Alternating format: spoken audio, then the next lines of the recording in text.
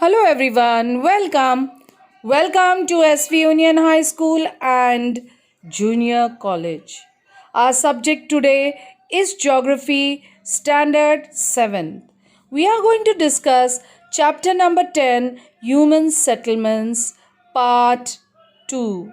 So, in the last part of our video, children, we saw humans establish their settlements in places where the geographical conditions are favorable, and these were the various favorable geographical conditions like availability of water, conducive climate, fertile land, etc.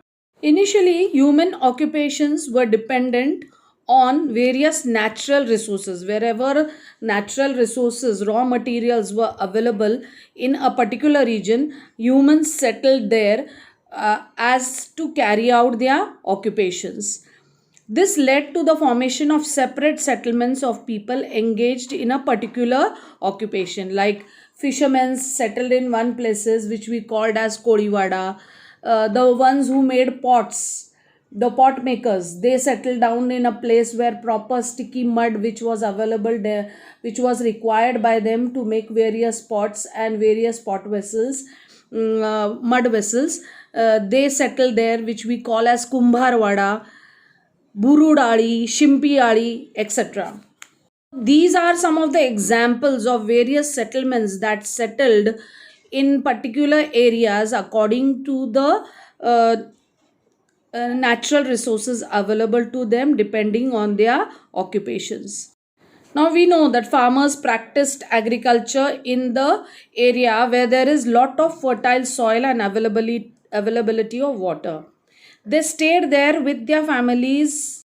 The settlements where the majority of the people practiced occupations which were based on natural resources are known as rural settlements or villages. Over a period of time, other occupations also developed, and in these rural settlements, due to this, people migrated and settled there. Houses and facilities were developed, and secondary and tertiary occupations increased. This process led to the transformation of rural settlement into urban settlements. These urban areas grew into metropolitan cities, and when the population and the necessary amenities increased on a large scale. Depending upon the natural conditions of a particular region, different patterns of human settlements evolve. Rural settlement is the first step of man towards a stable life. Expansion and growth of rural settlements led to evolution of urban settlements.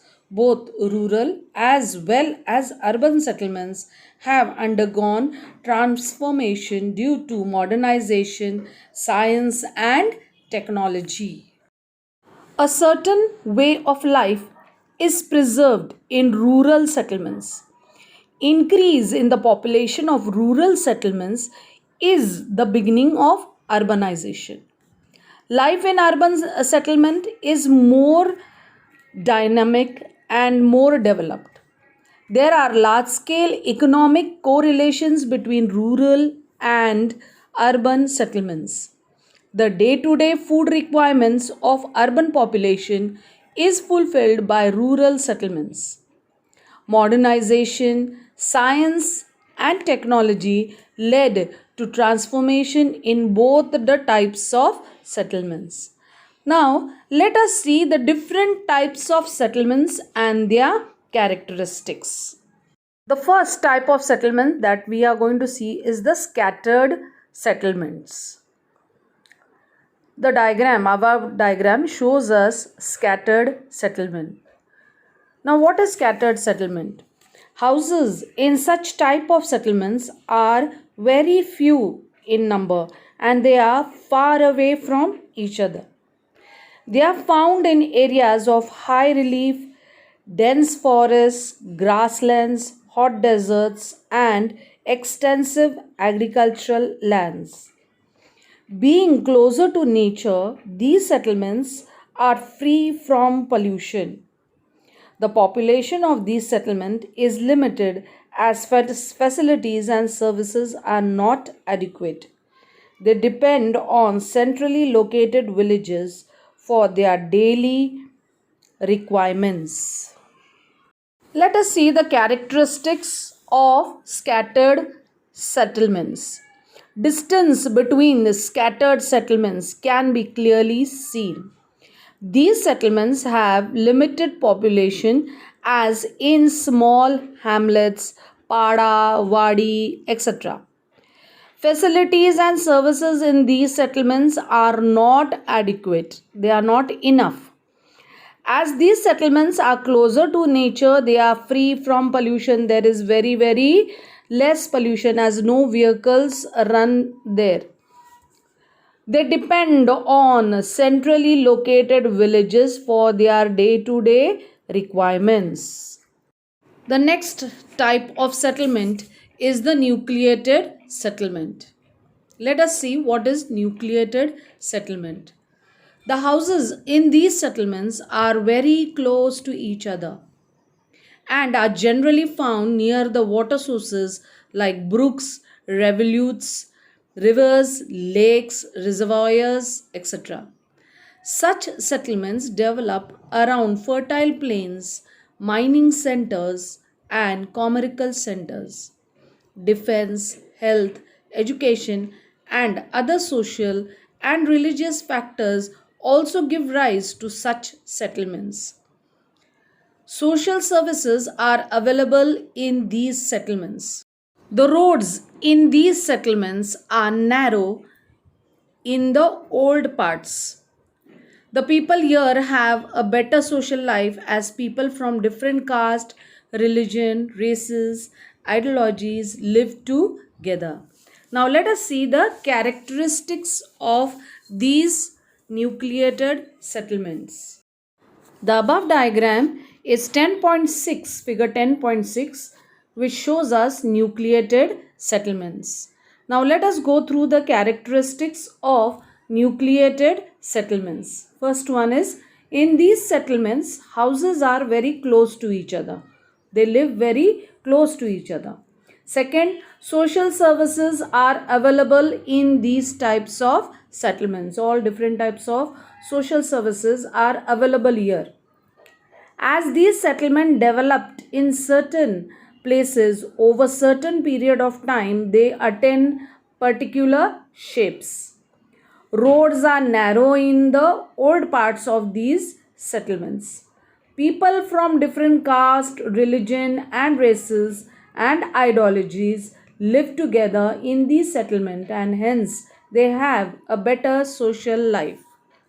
The next and the last type of settlements that we are going to see in this lesson is the linear settlement. Linear settlements spread along roads, railways, rivers, sea coast, in foothills in a straight line pattern. As the settlements grow, multiply, lines of houses emerges. The roads in these settlements are parallel to each other and shops are also found here. Let us see the characteristics of these linear settlements. Houses in these settlements are along a single line. As the settlement grows in the course of time, multiple lines emerges. Roads are parallel to each other. Besides houses, some shops can be seen too. These settlements grow along with the roads. For example, such settlements are found along the coastal track, major rivers, and national or state highways in our countries. So, these are the three different types of settlements that we have seen. Now, let us see the future plans of man in terms of settlements. Man has already started using various different types of resources in the surrounding. As science and technology has developed, man started constructing houses and started living in them. They have even built skyscrapers. Skyscrapers are tall buildings. In future, man is thinking of constructing colonies on other planets and their satellites too. Now let us see what makes a metropolitan city. A metropolis is a large city or urban area which is significant economic, political and cultural center for a country or region, an important hub for regional or international connections, commerce and communication. Let us name some metropolitan cities of India: Mumbai, Chennai, Delhi, Kolkata, Hyderabad, Bangalore, Pune, and Ahmedabad are some of the examples of metropolitan cities in India. With this, I end my lesson. I hope you have understood. I request you to please go through the lesson, the textbook lesson. Thank you and take care of yourself.